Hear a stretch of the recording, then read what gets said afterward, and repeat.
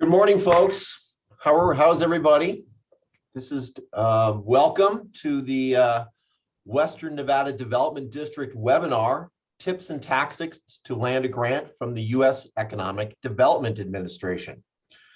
I'm Don Vetter, and I'm the Economic Recovery Coordinator.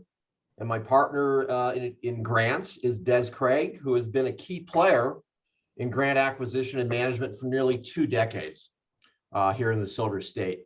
And our goal today is pretty simple. We want to put you in a better position to receive federal funds.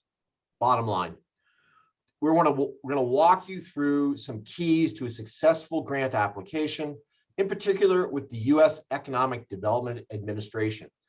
The whys, the hows, and the don't forgets in navigating your way to federal dollars.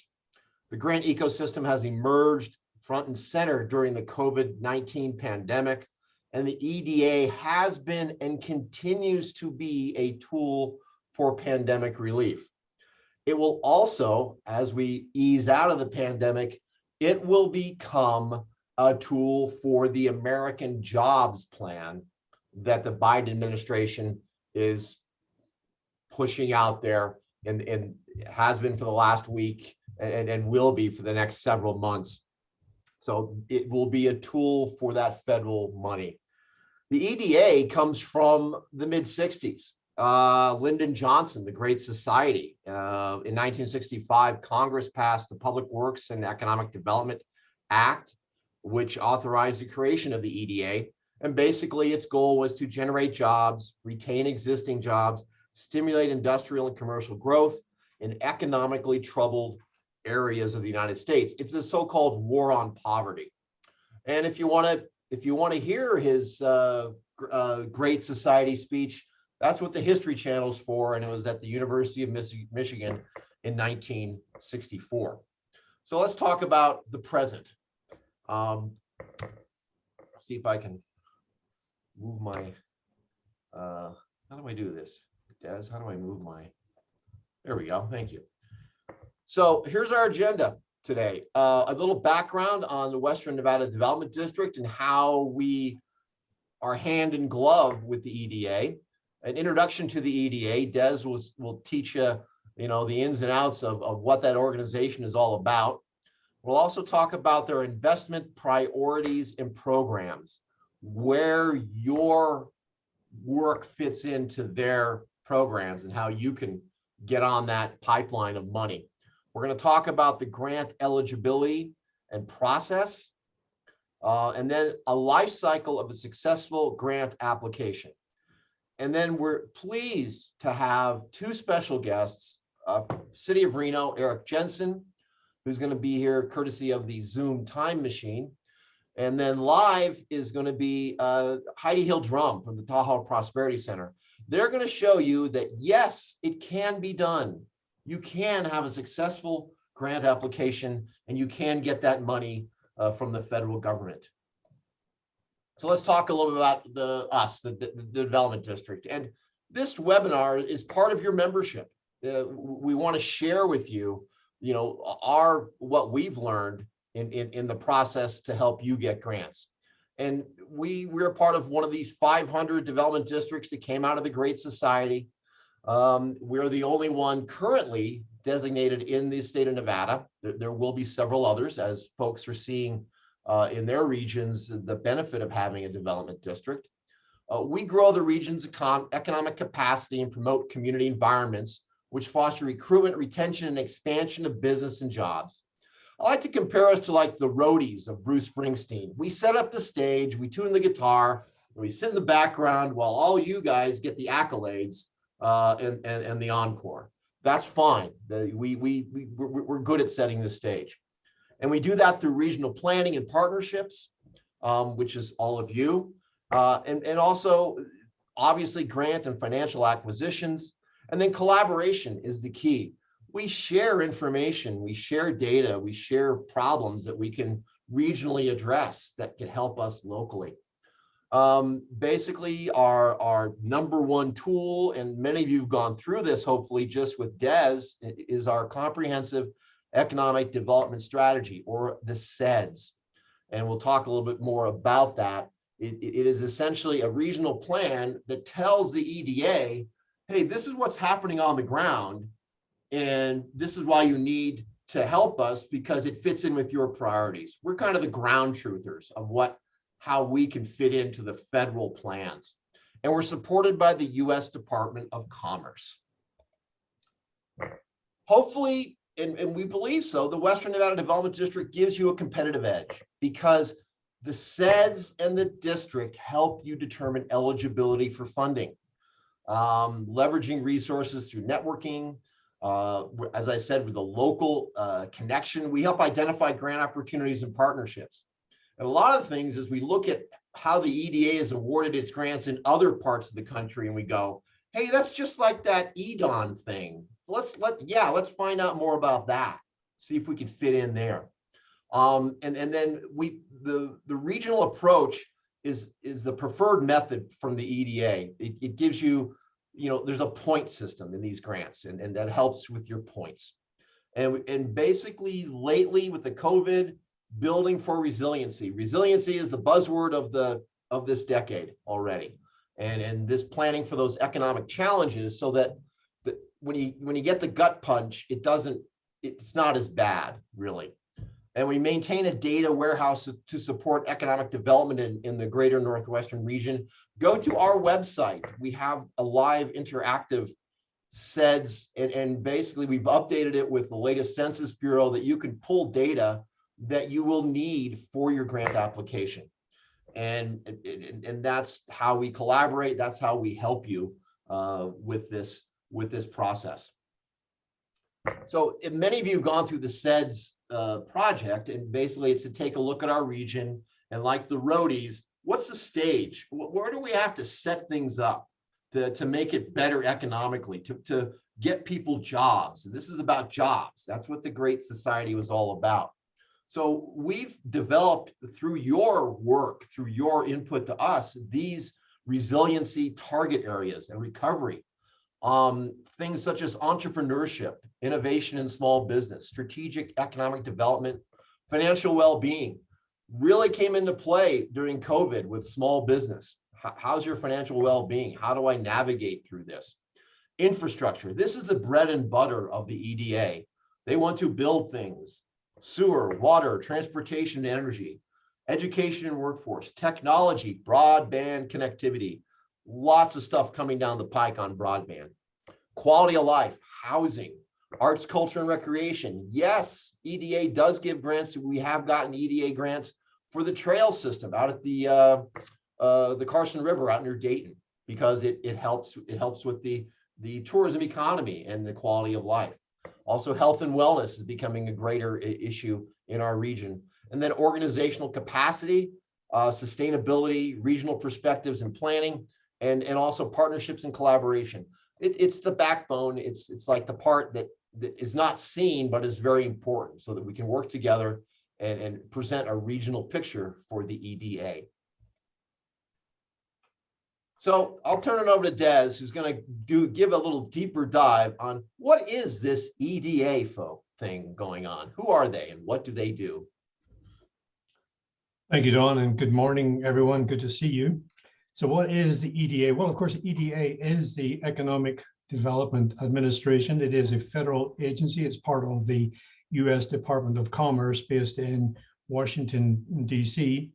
And it is guided by the principle of locally driven economic development. So it delegates its activities to local organizations such as WNDD, the Western Nevada Development District. And as Don has told us, there are 500 of those economic development districts throughout the country. And they're all different. WNDD is not the typical template. They're all different in terms of their makeup and their structure. And they're very different in how they're organized and to their activities.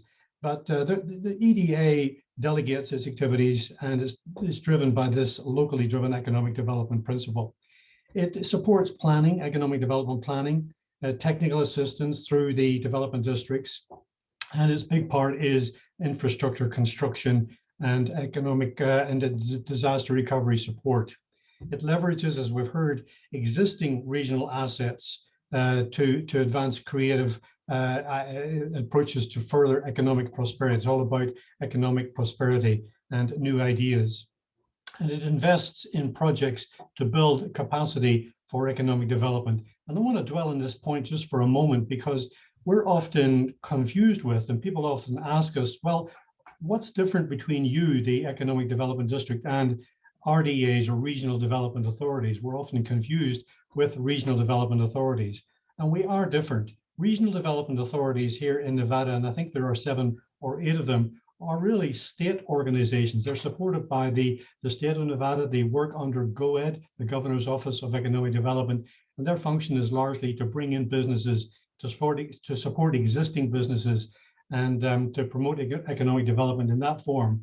We're really working under EDA, and with the federal government at our back, we're really to promote and to build capacity for economic development, to get communities ready for businesses to come in. And we have federal dollars and federal support for that purpose, to get communities ready for economic development. So that's really the principal difference between an economic development district such as ourselves and regional development authorities such as the RDAs. And back to the EDA, it supports projects, the money that they provide supports projects that need to provide high-paying quality jobs. So that's a little bit of background on the EDA. Next slide, Dawn. And it is a national organization, and it is spread across the country, and it operates in 6 different regions. And we report to the Seattle region. The 6th region over on the Pacific Northwest is our regional office operating out of Seattle. You can see on the map where the other 5 offices are in Chicago, Philadelphia, Austin, and Denver, and Atlanta. So the next slide shows how the EDA has got a number of investment priorities. And if you've submitted an application to the EDA previously, take note of these investment priorities, because they have changed under the current Biden administration. They have written new investment priorities. So you really need to take a note of these new investment priorities that the new administration has written up. They have changed. So the EDA will evaluate all project applications to determine the extent to which they will align with these new investment priorities. They will also determine the extent to which applications align with creating new jobs or retaining existing jobs, and also the extent to which they will leverage other resources. But sticking for a moment with the investment priorities, there are 7 investment priorities, and they're listed here on this slide, and we'll just run down through them very quickly. The first one is new, and it is that investment priority of equity. Now, they're looking for projects that will promote equity. And what do we mean by this? Well, projects that will advance equity through investments that directly benefit traditionally underserved populations.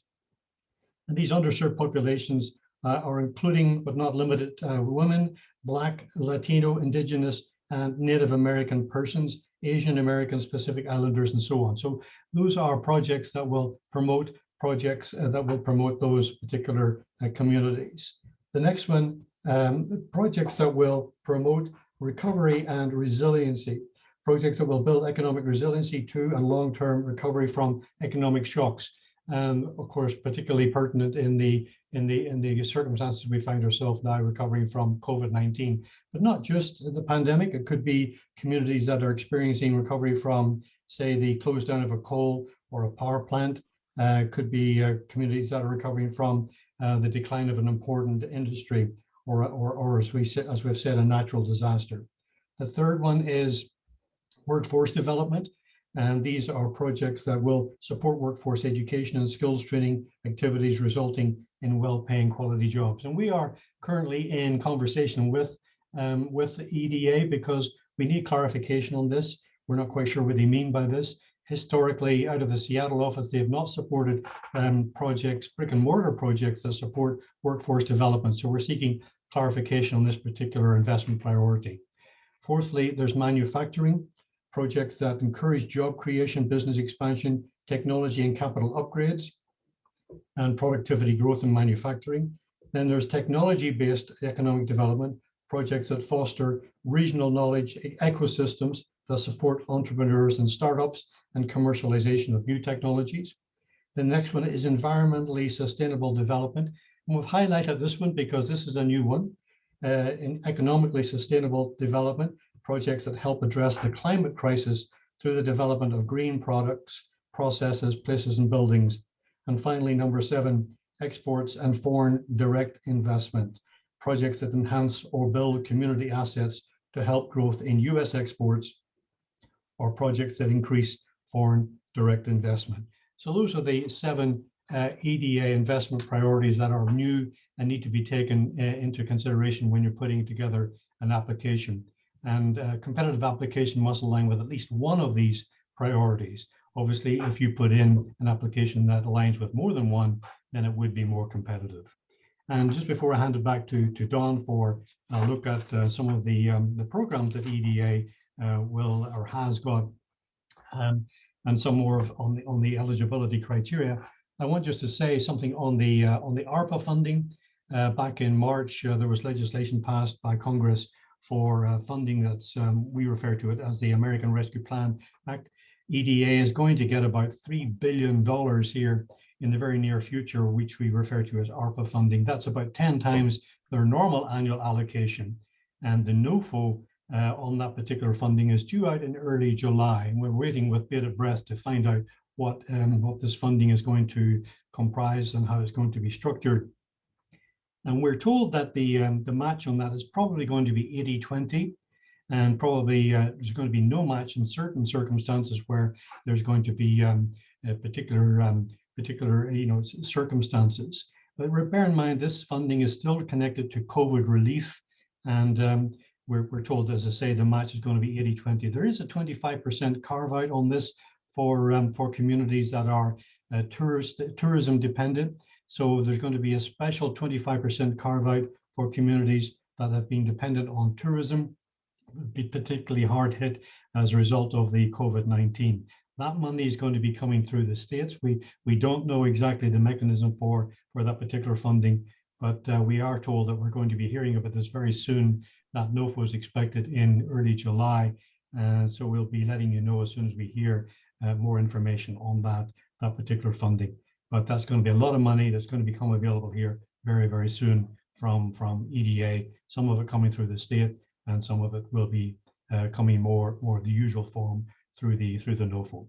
So back to you, Don. Thank you, Des. So how does EDA address those priorities? Well, they have several programs, and we're going to highlight these 6 here. There's public works, obviously, that's your sewer, water, broadband. Economic adjustment assistance, and Des touched on that.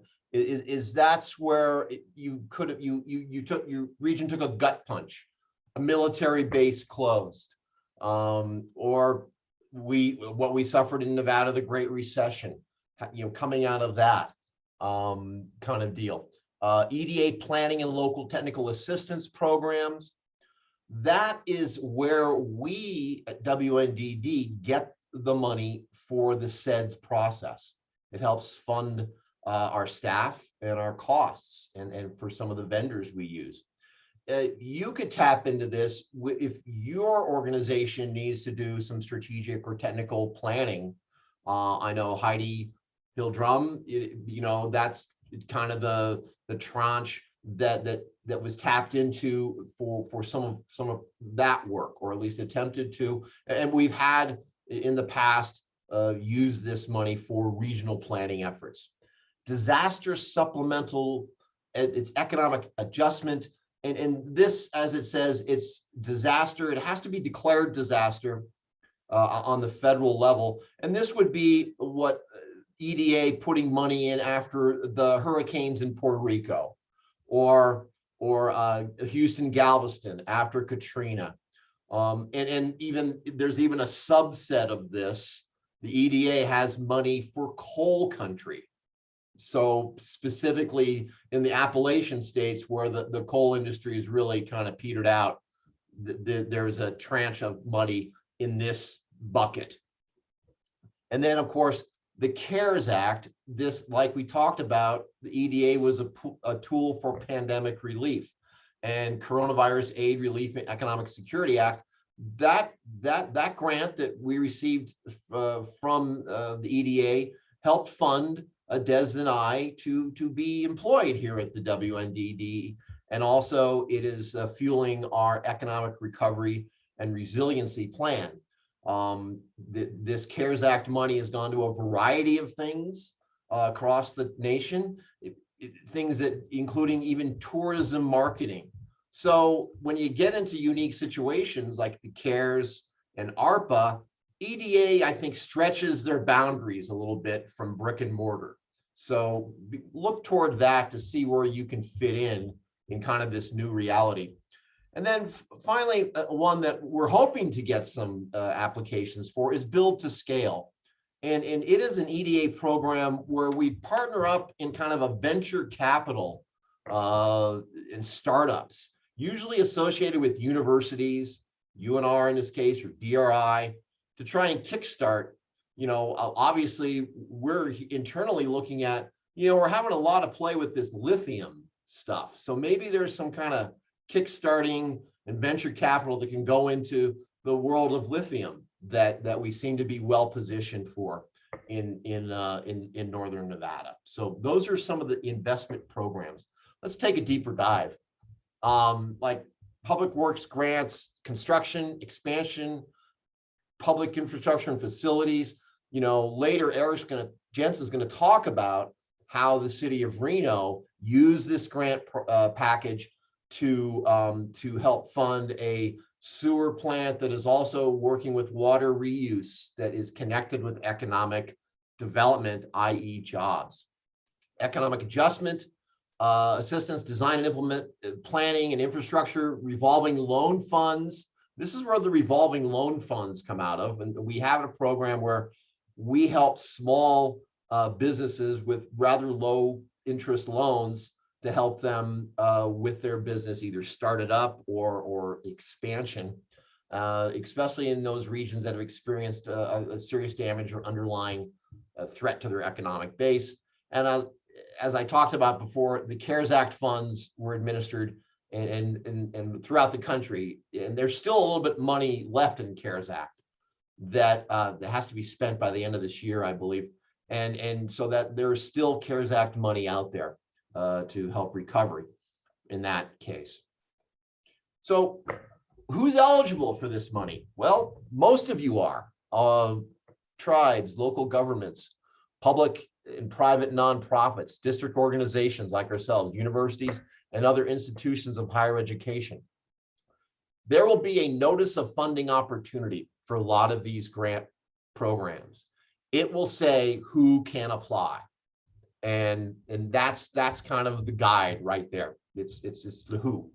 And then if you're a nonprofit, you're most likely required to act in cooperation with officials of general purpose units of local government with jurisdictions over the project area. That's a general statement, but again, read the notice of funding opportunity and we'll show you how to get into those. Individuals and for-profit businesses are not eligible for EDA assistance except for these research and technical assistance grants or revolving loan funds administered through a WNDD.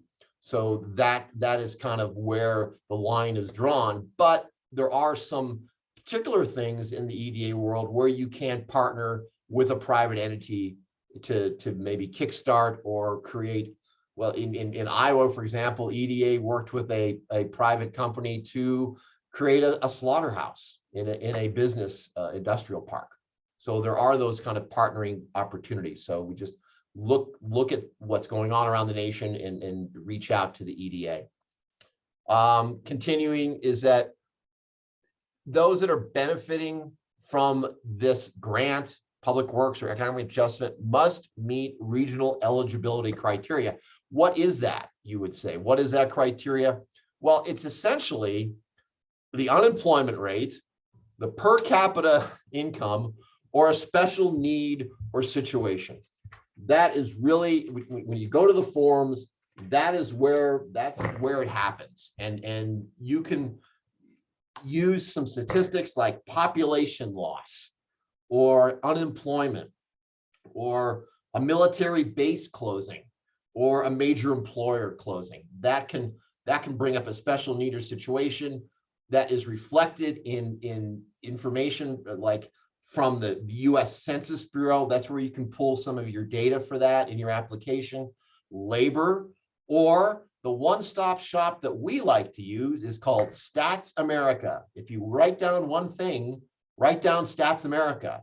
It's a pretty good source, and they can help you, and they can actually pull it out by census tract of the area that your project will impact. And that's how you can get your data, because every application, there is a little box that says, describe your situation, and you have to come up with some really good data to tell your story. Additionally, and this is where WNDD comes in as your friend and partner, is that the forms will indicate are you aligned with or part of a comprehensive economic development strategy, or SEDS, or a similar document.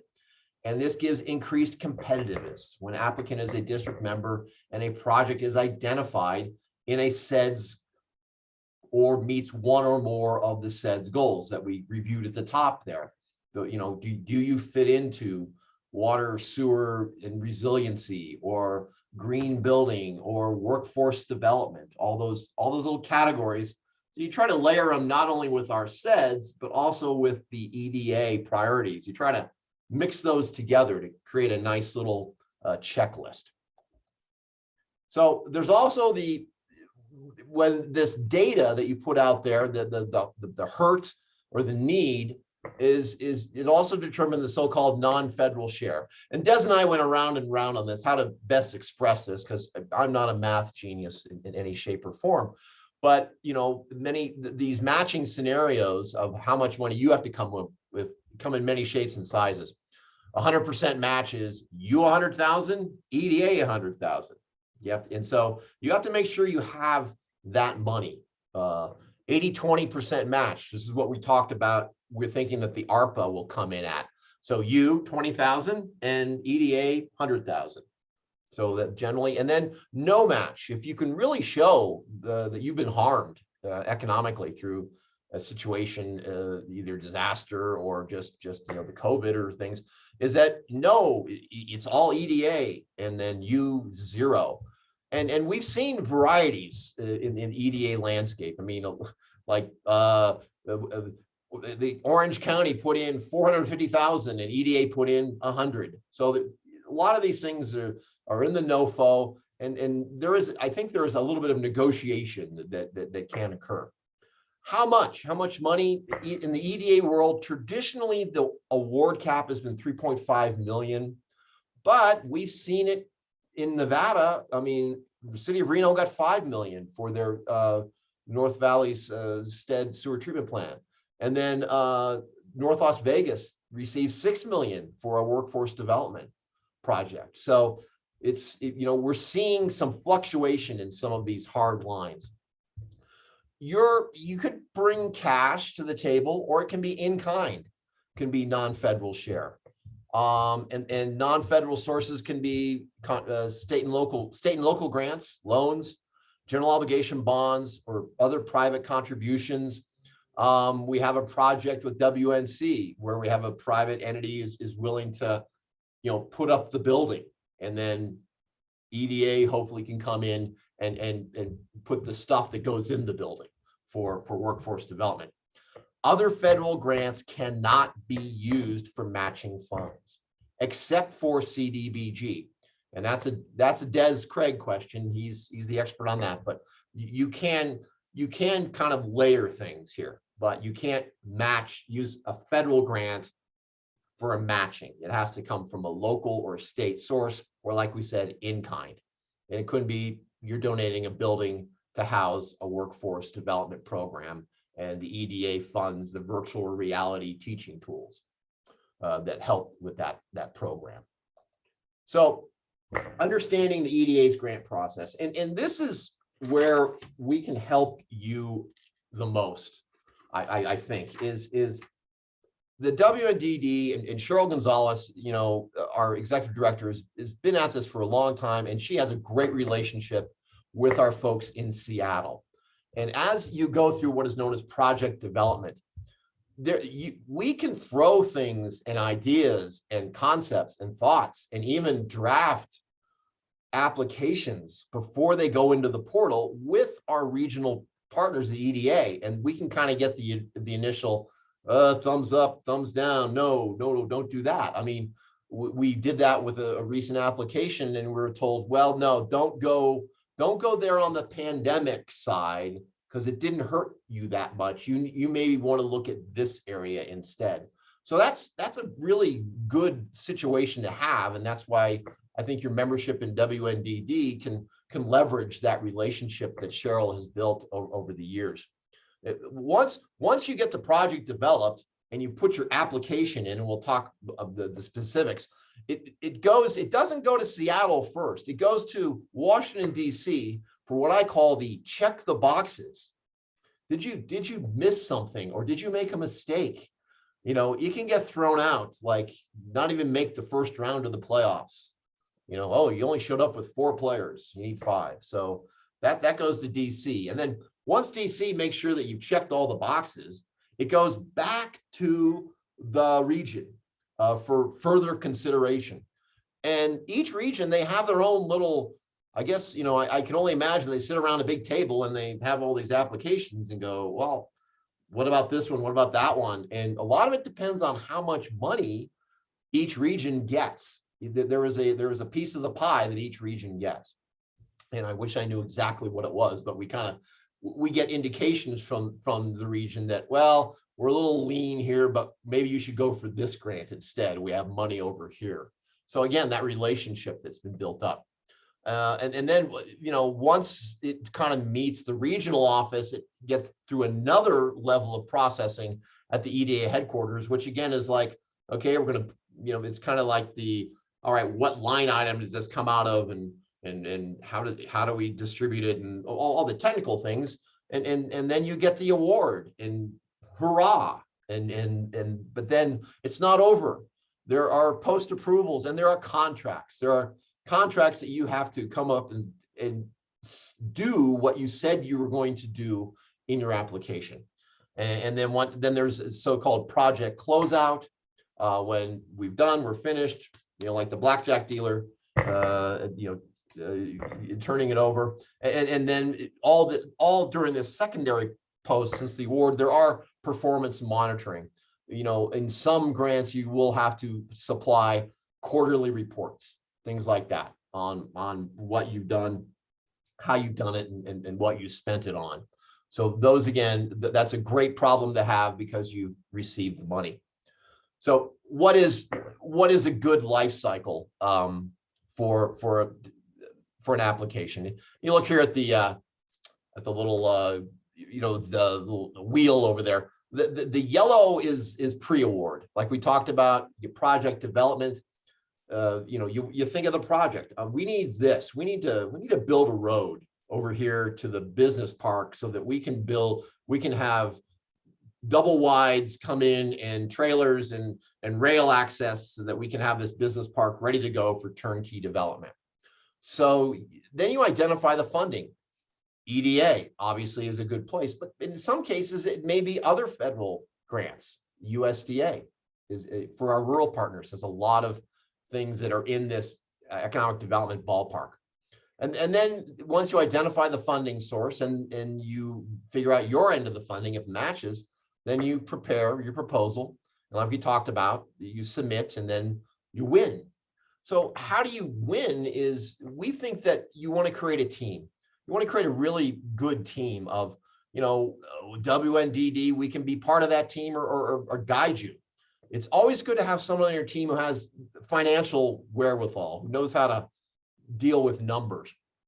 Someone who also has grant area expertise, who's done grant. You know, many of you have grant writers or are hiring grant writers. You know, out there in the gig economy, there are a lot of folks who do grant writing. If it's a public works project, technical specifications, you're going to have to come up with a project timeline, and many of these require professional engineering reports.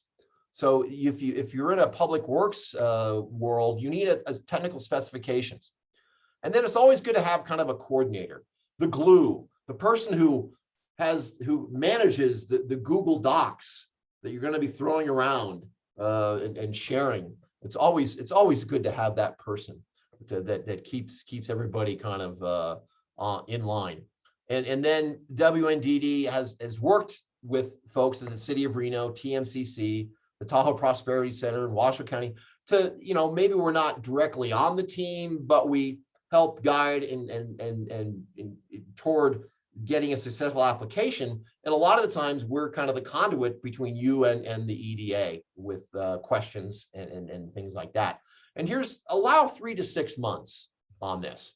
Now, when ARPA coming down, we may have to work a little quicker, but generally it takes 3 to 6 months to really put this together and to have a successful application.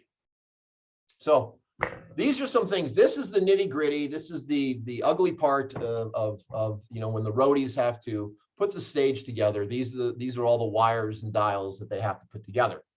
You have to have a registration at sam.gov. Just go there and they'll walk you through. You have to be registered. Many of you already are. I realize that. And to get your SAM.gov number, you need a DUNS number. And it will show you how to do that in the sam.gov world. You need a taxpayer identification number. You need a CAGE code, and the CAGE code comes with the DUNS number. So this is where you get to walk through the world of the application and what you're going to be filling out. These are the 2 universal forms. For EDA, it is the ED 900. That is the form, it's kind of the baseline form to get your project into the EDA world. No matter what project area or it is, you're going to have to do the ED 900. The other one, it is ubiquitous, and it is generally in every application I've ever seen, USDA, et cetera. It's called the SF 424 or the SF 424S. So those are the 2, the ED 900 and the SF 424S, that you are going to be dealing with and working your way through. And that's as deep as I'm going to go on that. And if you're a nonprofit, you will need a letter of good standing from the Secretary of State. That is one of those tiny little boxes that need to be checked. So again, it's sam.gov. And then in order to identify your funding sources, all of you probably know, you go to grants.gov. And also please pay attention to some of the stuff we put out at WNDD. Our first Friday, we put out 5 for Friday, which is grants opportunities that we have identified that kind of align with what our members are doing. So those are coming up on a regular basis as the grant ecosystem emerges. So here's the basic information that you're going to have to wind your way through. You're going to have to identify the need. What's the problem? How long has it existed? Who is impacted? Will the money make a difference? Budget, total cost. How much are you requesting? You know, we have 12, $13 million projects. You can phase these in, and then EDA can, you can build upon the phasing of your project. Do you have the match in kind? Who else is contributing? There are other partners. How was the cost identified? That's where the PER or some kind of analysis or pre-engineering work or pre-architecture work can help you identify costs. Or another way to identify costs is, we built a water tank on the other side of town, and this is what it cost us, and this is how it worked. And we're going to do the same thing on the east side of town. That's how we identified our costs through previous projects. Alignment. How does it align with EDA and WNDD and the SEDS? And this is the most important part. I should have highlighted this. What economic outcomes will the project achieve? EDA, it's jobs, quality of jobs, jobs, jobs, and jobs. and the quality of jobs, very important. I mean, it specifically kind of leads you on that direction. So remember that, and there are several ways to get there through using the Bureau of Reclamation, and also Tom Harris on our board can help us with using tools such as Emory is a tool that can do some of those projections for us. Capacity, why your organization is the best to solve the problem, and experience in staffing. Point out, hey, we did 3 USDA grants successfully. We did an EDA grant. That's kind of your resume that, yes, we can handle this. We've done this before. And then you're going to have a work plan. I think that's in the SF 424, that you're going to have to show a work plan, that if you're building an extension on a sewer plant, we're going to identify this, dig here, do an environmental issue here. And then that's another thing that let me get to that checklist.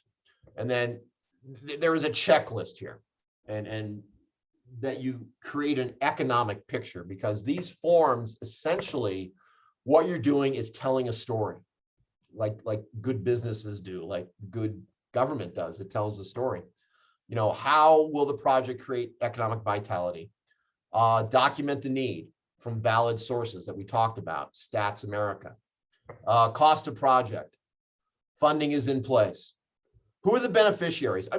This is really crucial, because the beneficiaries are usually the private folks who are going to benefit from this. And in the case Eric will talk later, he'll tell you that he was able to get the Dermody folks to say, listen, we need this to build this, and this that will bring in this, and this job.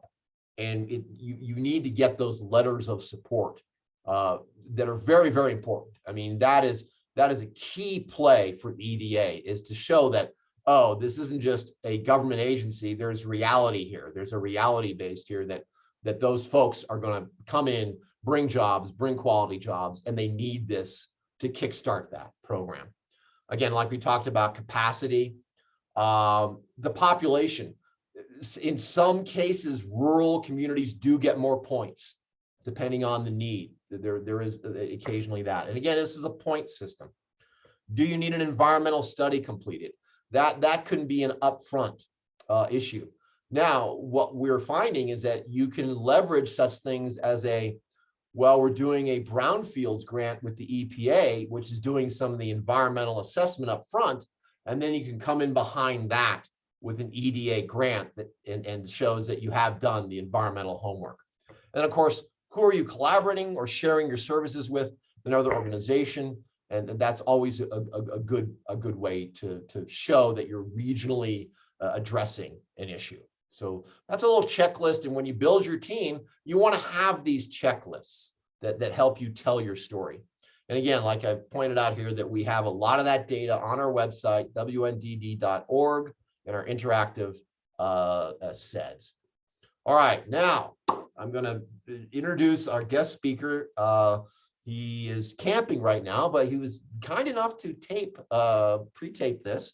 Eric Jensen, and the project he's going to talk about is EDA's Reno-Stead Water Reclamation Facility, $5 million grant, expansion of the capacity, and will create 48 jobs. So I'm going to stop this share. Okay. And through the power of Zoom, we're going to go right here. And okay, let's go. Today on our webinar is City of Reno's revitalization and grants manager, Eric Jensen, who's been with the city in that role for about 3 years, and he's going to talk about his experience in the EDA grant world. Describe your EDA grant project, Eric. Sure. So this project has actually been a long time in the making. It started back before the recession, and it's an expansion of the Reno-Stead Water Reclamation Facility in the North Valleys area. And the EDA component of this project is actually the tertiary treatment and storage and pumping aspect, which allows the effluent, instead of being discharged into Swan Lake, it allows it to be taken, stored and then put back into circulation for industrial, agricultural, and limited commercial uses. So it sounds like it had an environmental angle and then also an economic angle. How did that play into your grant application? Great question. So essentially, what it allowed us to do was to focus on two different EDA missions, and also additionally, particular city missions. So the city has a goal of recycling and reusing and being efficient in the use of resources. In addition to that, we have a goal of promoting economic development, especially in the North Valleys where we have a surplus, or not necessarily a surplus, but we're out of balance in terms of jobs to residences and persons who are seeking employment.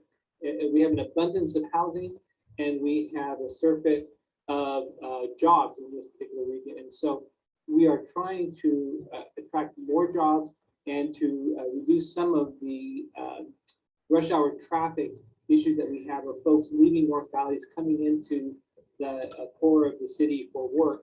It would be nice if we could keep some of those trips locally instead of having them come down through the spaghetti bowl.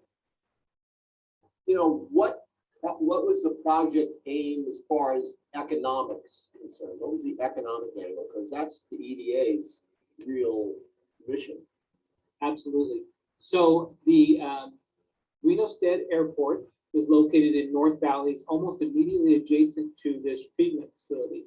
It's RSWRF, Ridge Wharf is the acronym we use. And the airport authority is in the process of developing approximately 2,000 plus acres of surplus ground around the airport into an industrial commercial business park.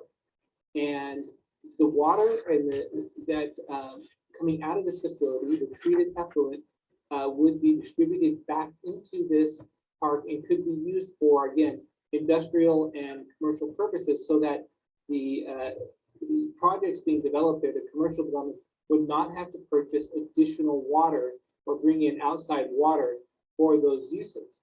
And so this allows us to do more development with less water, in particular more economic development, industrial type development. In addition to that, there's an opportunity here to actually treat this water one additional time, to bring it to A+ quality level, and to re-inject it into the ground, at which point it can actually be pulled out at a future date and consumed as potable water. So this project does, in addition to simply bringing and facilitating the development of the airport property, it also allows the use of the water for industrial and commercial purposes. So you were able to extrapolate some, I guess, job counts and some from that bit of information. Was that kind of one of the routes that you took in the grant application? Partially. So EDA actually requires a particular entity to give you hard numbers as to job creation, and they have to sign on the dotted line, so to speak, on one of their official forms, saying that this particular contribution by EDA will result in X number of jobs in X location. And so we actually had the developer phase one of the airport's project there come online, and they said on their form that we anticipate that phase one will create this many jobs in this location in this time frame. That's the beneficiaries that we talked about previously in the first part of our webinar here. Exactly. So it's a $5 million was the award amount. How long did it take from concept to award? Yeah, it was about 18 months in terms of working with EDA. The actual project itself, as I mentioned previously, started way back in around 2007, and then it was put on hold as a result of the recession because there was not growth or expansion in the area that warranted an expansion of the water treatment facility and an upgrading of the equipment there. As soon as the development pressures in the area came online again, specifically housing and economic development, industrial development, then expansion of the plant was warranted. And the addition of this new equipment that, again, that is a secondary and tertiary treatment, which would allow us to create this effluent, this treated effluent, and reuse it, when that occurred, that is when we began working with EDA. So it was approximately December of 2019, January of 2000, when we first began working with them. Describe your process. How did you kind of set up? Did you set up a process internally, and what did that kind of look like? Sure. So actually, WNDD, Cheryl Gonzalez reached out to us first. Obviously, we're members of WNDD, and Cheryl contacted us and said, this grant program is available. Is there anybody out there that could take advantage of it? And we met with Cheryl and we pitched our project. And she said, this looks like to be a good fit. Let's do a little more research. And so we did. And we met with some of the staff, the regional representatives from EDA, who also encouraged us to pursue it. And so that's how we sort of got started on it. Did you have an internal team that you put together, and how many people were on that team? So you're looking at the internal team.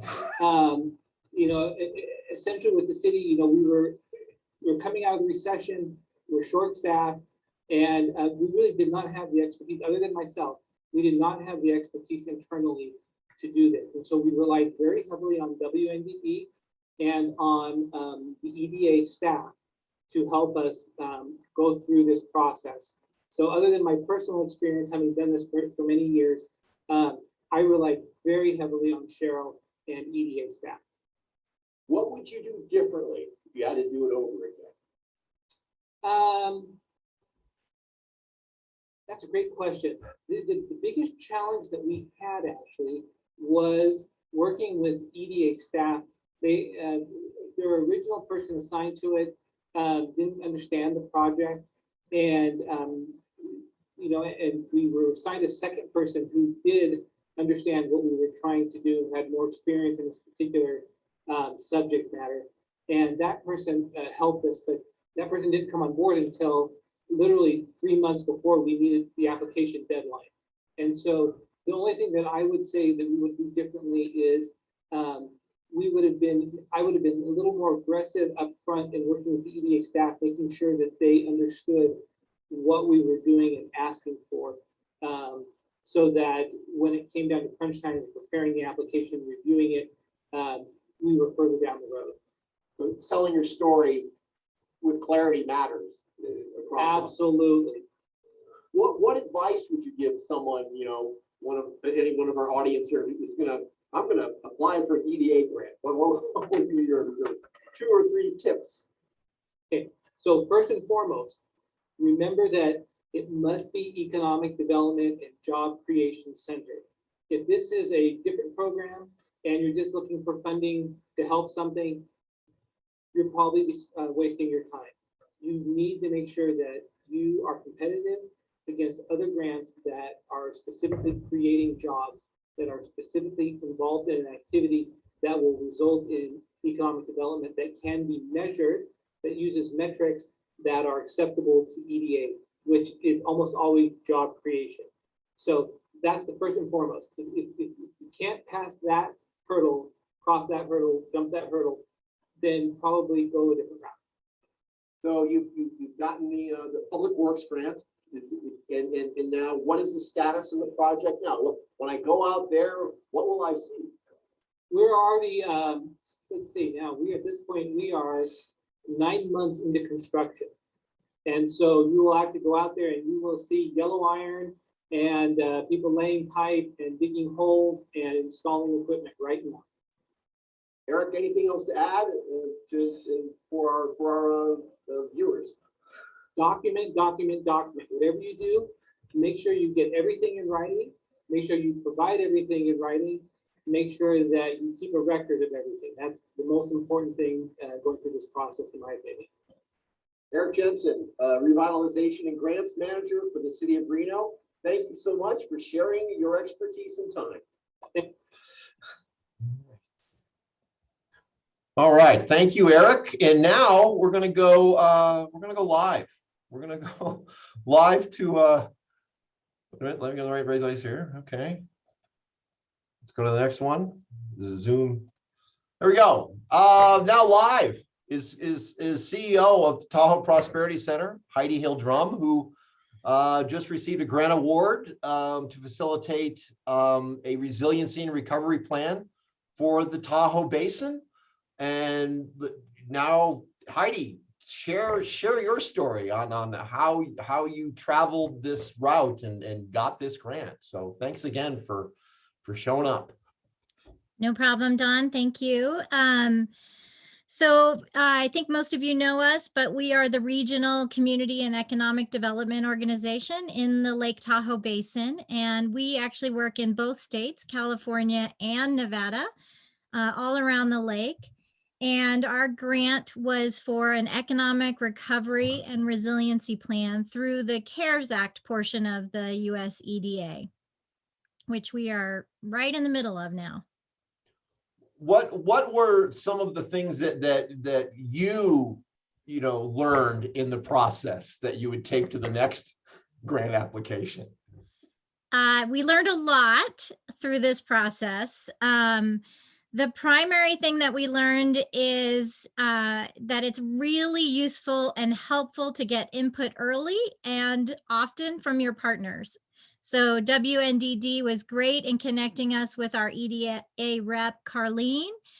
Because we work in both states, we actually also had to connect with our EDA rep in California. Her name is Melinda Madsen. So we actually got on a conference call with both of those representatives and sort of shared our ideas for what we were thinking about applying for, got some great input and feedback. Then we drafted the economic recovery plan and application, and then got more feedback from WNDD staff, from our EDA reps. So it was a process. I think it was good that you outlined earlier 3 to 6 months to sort of prepare. But it's the other thing we learned is it's 6 months from when you get that notice of award to actually being able to do any work. So that was an unexpected time frame that we did not anticipate. We got our award. Let's see, we applied in June. We got the announcement in August of 2020, and we couldn't start work until February of 2021, which was a little bit surprising how long the paperwork took. What were the priorities that you think you hit, or that you did hit with the EDA on their on their little checklist? So we hit 2 primary investment areas at the time. Again, it's changed since we applied, but it's still economic recovery and resiliency was number 1, and workforce development was number 2. So as we prepare this economic recovery and resiliency plan, we will have a component that is how to improve the workforce development opportunities and jobs in our community. Obviously, that's a huge component. We have a lot of seasonal low-wage jobs in our region right now. We're 62% dependent on tourism currently, so we'd like to see that reduced and be more in balance with some of our other economic clusters. So those were the 2 primary areas for EDA that we hit in our grant application. Did you have to come up with a match? And if so, what'd you use? It's a great question. We did have a match. It was 20%.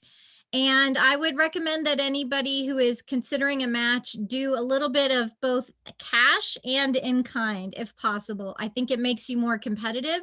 So we had a few jurisdictions that gave us direct cash contributions as part of our match. And then we had a few that did in-kind contributions. And that got us to where we needed to be for the match. Do you think you could parlay this into other grants? Is that kind of a game plan that you take this and then you leapfrog to the next?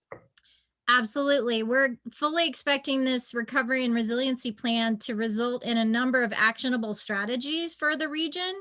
We believe that those strategies will directly relate to some of the new priorities for the EDA, including equity, again, more workforce development efforts. So really looking forward to hearing a little bit more about that as you guys get clarity on that. We appreciate our partnership with you.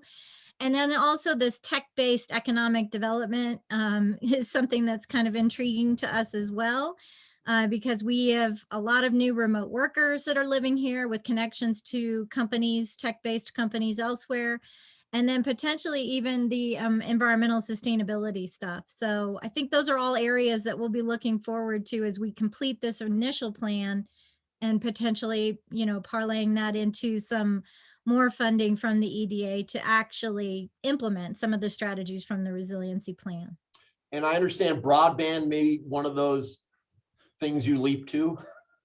Broadband is always an issue up here. So absolutely. All right, now we're gonna stop sharing and we're gonna open it up.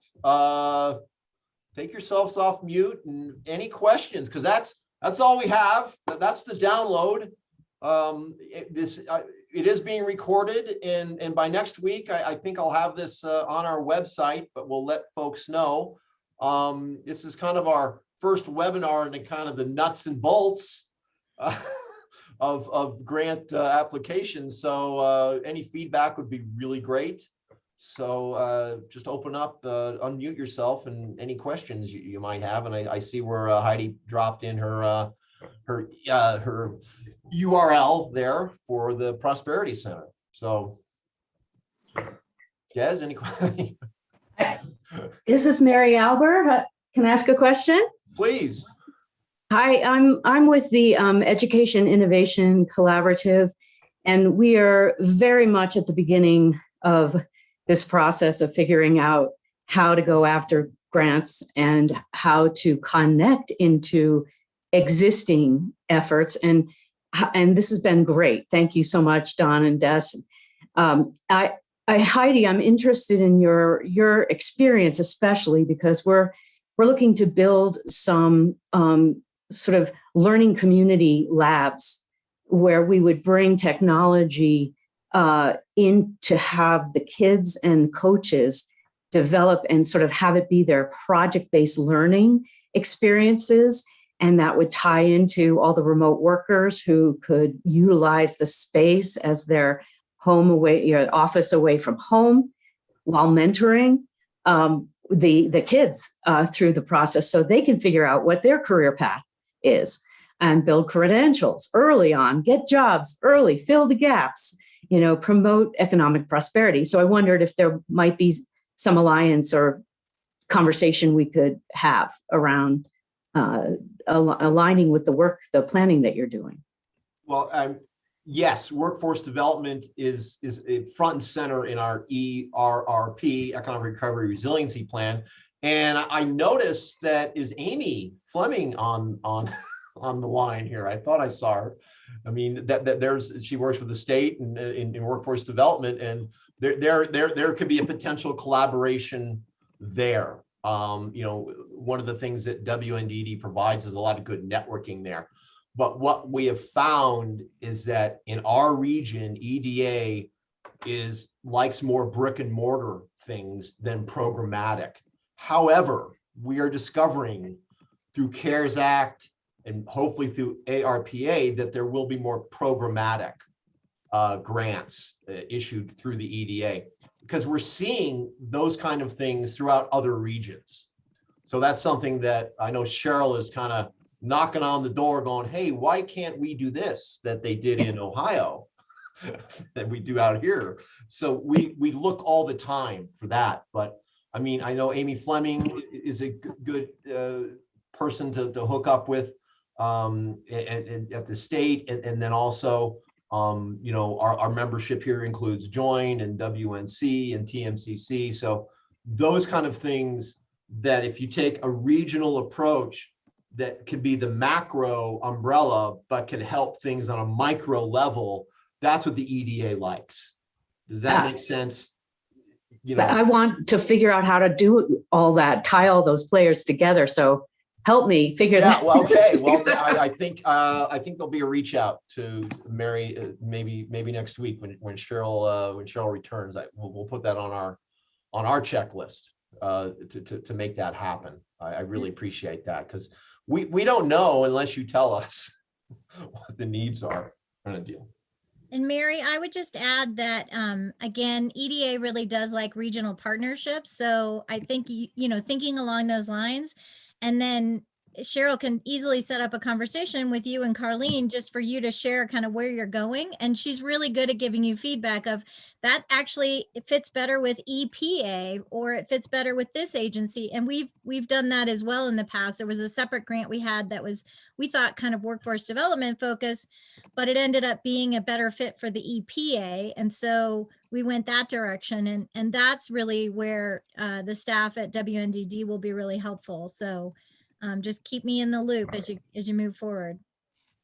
Great. I'd love to. Can you share where you are in your plans as far as like any concrete buildings that you're thinking about creating?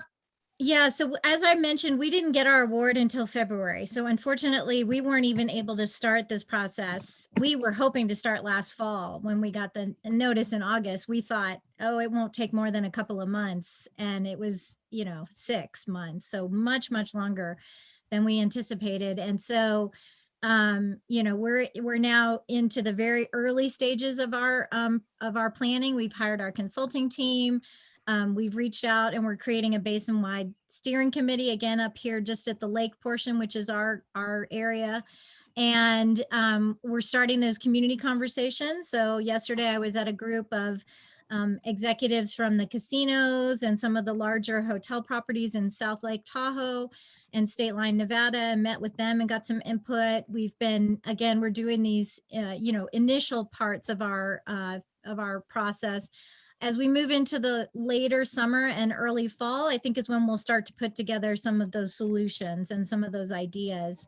And then our plan is to have all of this complete by next May. So that's our time frame. And Are you working, Mary, with the Boys and Girls Club by any chance? Just a curiosity. No. No, Jude is a dear friend of mine in South Lake Tahoe, and but I don't think they're represented on our steering committee, but they're certainly a stakeholder group. Yeah. Okay. Sorry to focus all my questions on me. Mary, as I was going to say, and as Dawn said, for the SEDS update, which we're just finishing, we had called for projects. Yours was one of them, and workforce development, workforce training projects were among them, and they scored among the highest. And we are in dialogue with, as Dawn said, we are in dialogue with EDA to see how we should position these, because traditionally Seattle has not liked that type of project. So we're waiting for the NOFO to see how ARPA may address this, and we'd like to help those projects with EDA funding, but there may be other funds out there that we can address those projects with. So we'll keep in touch with you. Excellent. Thank you, Des. Looked like Carol had a little. Yeah, if there's any kind of expansion on the priority of equity, I'd appreciate more information on EDA's, how that translates into actually preparing a grant that would take that into consideration. Yeah, we're in the same boat. I did a webinar last what Des is a couple weeks ago, where EDA hired a consultancy to help them figure it out. And I'll share with you the name of that organization. It's on the tip of my tongue, but they are kind of like steering it. The EDA has consultants steering their equity program. So I'll find that and I'll send that out. Boy, help me, Des. It was I'll figure it out, but Carol, I'll get it to everybody in I think that's worthy of our next update, is to talk about that. In fact, I'd like to have that organization write an article for us to explain it to us. So we're in the process, Carol. Okay. And just for background, I mean, for the people on the call, I guess I'm asking that question because when we're looking at writing, I mean, we're brick and mortar, but we don't qualify under, we've already started construction. So now we're looking at, what is it that keeps us, what are the kind of the FF&E, if you will, the equipment that could be provided that we are not able to fund and will not actually benefit the community until we can fund that. But the whole idea is, can we purchase from one of these underserved groups? Can we include them in the process of you know, interior design and furnishings and equipment? And in some cases, we won't be able to do that. For instance, a refrigeration unit for an ice rink. I don't know how many, you know, how many underserved populations actually make those things in the country. So we may not have an opportunity. So those are the kind of questions I'm looking at, is how, you know, how do we go about including that? How do we help further that equity? Because it's certainly worthy, but a little bit blurry. Yeah, we're yes, it is a bit blurry. I'm looking for that organization right now, but That's fine. I mean, we're not on deadline today, so you don't have to be on deadline. okay, I'm looking at, I'll find it. We'll give you until tomorrow. How's Oh, well, that? thanks, Carol. I appreciate that. I think the Carol, other, this is part of your grant application now, but again, you can make the case that a lot of our, we have obviously all the data and numbers you would need on the Latino population in South Lake and all that stuff for you. So you could also, there's a poverty pocket you could reference in South Lake Tahoe that may help and bolster some of this, especially as you talk about jobs, because you're going to be, you know, there will be a number of jobs at the event center that are more year round and more stable than some of the current jobs that a lot of that population. So somebody who's working as a dishwasher now and maybe only getting 30 hours a week can transition into a position at the event center, for example, that may be a, you know, a year-round position. So there are just some things to be thinking about there that may relate to equity as you look at it through that lens, potentially.